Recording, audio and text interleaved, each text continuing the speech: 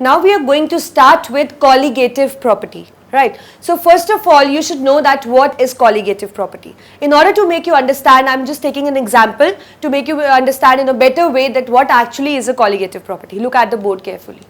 See, I have this container in which I have a pure solvent. And let me mention that this solvent is volatile.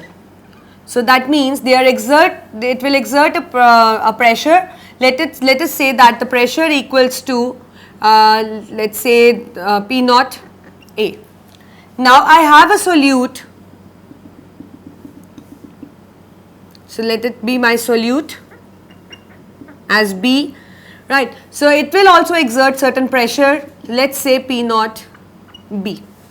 Now when I am going to mix them in a beaker, so that means I am going to make a solution. So there what I will get to see that there might exist the vapor of solvent or a solute, or the number of vapors which exist above the surface of the liquid may vary. So that means accordingly the vapor pressure may increase or decrease depending upon the you can say the nature of the solute and the solvent, or depending upon their tendency to escape, right. So that means vapor pressure may increase, vapor pressure may decrease. That depends upon what factor it depends. Obviously it depends upon the number of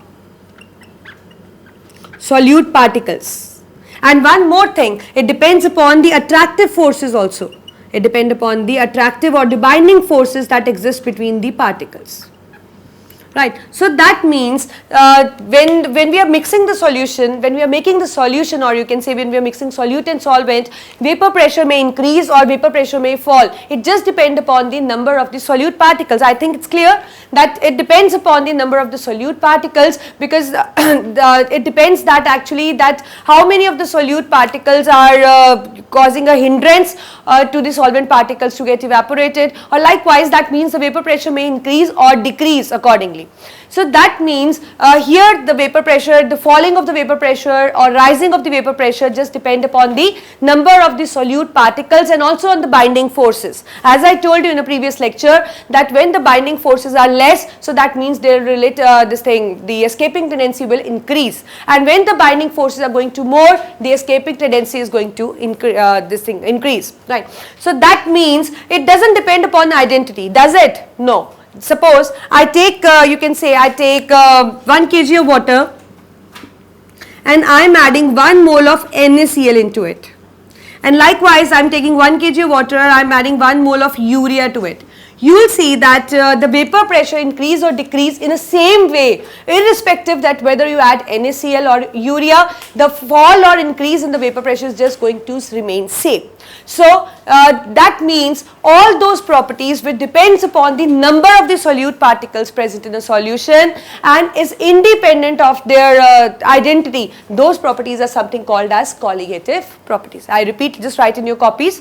Colligative properties are those properties which depend upon the number of solute particles in the solution, right, or you can say the binding forces that exist between them. So we take into consideration only these two criteria, but it is actually independent of the nature of the solute or the solvent, or you can say you can say it depends upon the nature, sorry, it is independent of the identity, that whether you are using NaCl or whether you are using potassium iodide or whether you are using urea, it doesn't make a difference. It does depend upon the number of solute particles which are present. So this is what is the colligative property. We get to see many colligative properties because I have 4 colligative properties, because you have 4 important colligative properties in your syllabus, that is relative lowering in vapor pressure, elevation in boiling point, depression in freezing point, and osmosis. Relative lowering in vapor pressure, I think it is clear from the name that the vapor pressure is something getting lowered, right.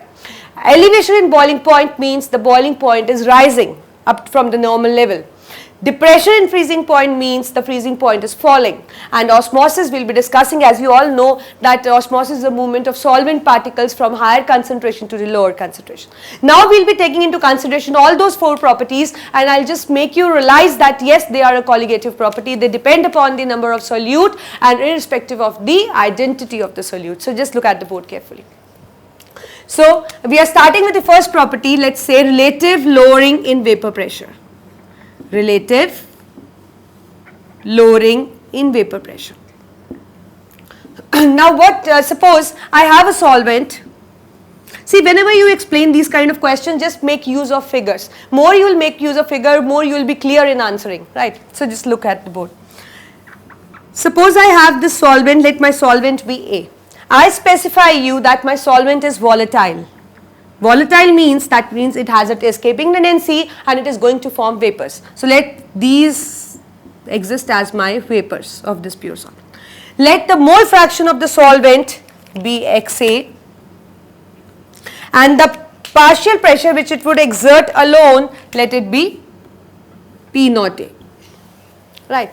Now I have a solute in another beaker, and let me tell you this time my solute is non-volatile. It is not going to form any kind of vapors. As the non-volatile, they don't have the escaping tendency, right? So this is my non-volatile solute. Let its mole fraction be XB, right? And because I am considering solute as B, and as I told you, it is non-volatile, so none of the vapor will be found, right? So that means there won't exist the partial pressure, or you can say P naught B is definitely going to be 0. Now I am going to mix them up in order to make solution. So now in my solution, what do I have? I have a solvent which is volatile, that means has an escaping tendency, and I have a solute. Let me make solute with red. I have the solute which are non-volatile, that means they don't have escaping tendency. So in this kind of solution, will I get to see vapors? Yes, definitely I am going to get vapors, but in this case vapors are just going to be the vapors of the solvent, because you can say because the solvent is volatile and solute is non-volatile. So the total pressure which it would exert, as we know, otherwise equal to P1 plus P2, that means the pressure of solute plus pressure of solvent, but in this case the solute is non-volatile, that means I have to neglect this pressure. So my total pressure depends upon only the one factor, that is the volatile factor, volatile component, that is the P1. And as I know that P1 is something equal to P1 naught into X1, so that means my total pressure is this, right? Now as you all know that for a binary solution our sum of mole fraction of two component is equal to 1. Keep in mind, because I will be using this now.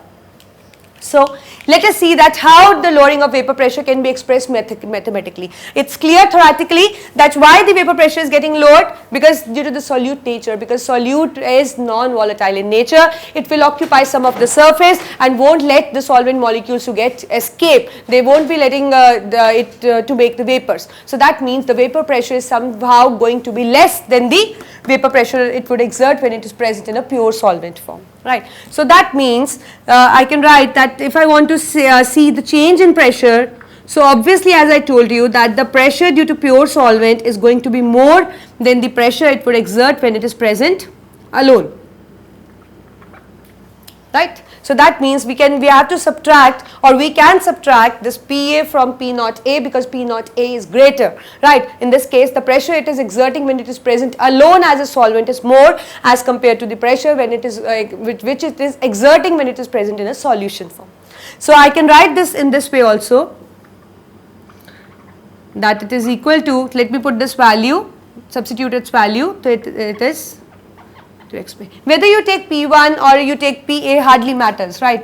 A means to the first one and the first means the first one, that is our solvent, right? So I have this. So I can write this as this also, that P naught A minus P naught A. I am going to put this value in terms of XP. So what I have, 1 minus XP. Likewise, as I told you, X1 plus X2, we can have XA plus XB is equal to 1.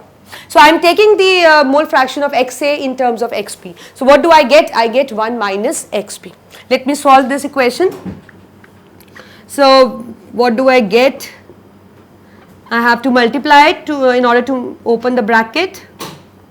Now further simplifying, cancel this. So that means delta P is equal to P naught A into XP. Right. I can write this as this also, that my delta P, that is my change in pressure divided by my pressure of the pure solvent, is equal to its mole fraction. I can even write the value for delta P. Delta P is something this. That means P naught A minus PA divided by P naught A is equal to XP. Now, as you know that this expression is actually lowering in vapor pressure, because this shows that the vapor pressure of the pure solvent is more and the vapor pressure which it is exerting when it is present in a solution form is less. So that means this indicates the lowering in vapor pressure. And when I take a ratio for P naught with the P naught A, it becomes relative lowering in vapor pressure. Now, can you tell me that is it a colligative property? Is it proved? Yes, it is proved, because you can say that relative lowering in vapor pressure is something equal to the mole fraction of the B, that is our solute. And as I told you that colligative properties are those which depends upon the number of the solute particles. So it is now depending upon the mole fraction, that means it is depending upon the number of moles of the solute and independent of its identity. Right. So this is what is the relative lowering in vapor pressure. This expression as actually this expression can also be used to found the molar mass also. Just look at the board how it can be used. See, I'll write here. So this indicates that P naught A minus PA upon P naught A, that is relative lowering, is equal to XP. And we know that mole fraction is nothing but moles of B divided by total number of moles. That is the moles of A and B. Now we know that moles are indicated by, like I have to find for B, so that is weight of B by molar mass of B. So that means by putting this value I can have this WB upon MB divided by WA upon MA plus WB upon MB. As you can see that the concentration of the solute is very less in the vapor phase, because it is almost non-volatile. That means it is very less. So that means in case of dilute solutions we can just neglect the moles of the solute. So this is what I am going to do here. I am just going to neglect this factor. So what I will get by neglecting it, P naught A is equal to WB upon MB into MA upon WB. So by using this formula we can calculate the molar mass for this solute. So it becomes MB is equal to, this is A.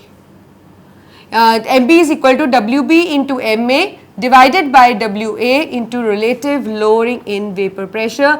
That is our expression. So by this formula, if we need, like if somebody asks us to calculate the molar mass, like rest of the things are given and you need to find the molar mass and even the relative lowering is given. So in that case you can use this formula. Otherwise if somebody is going to ask you about relative lowering, you just have to answer that how and when the relative lowering take place, or what kind of mathematical expression you can use to just explain that property. So this is what is the relative lowering of the vapor pressure.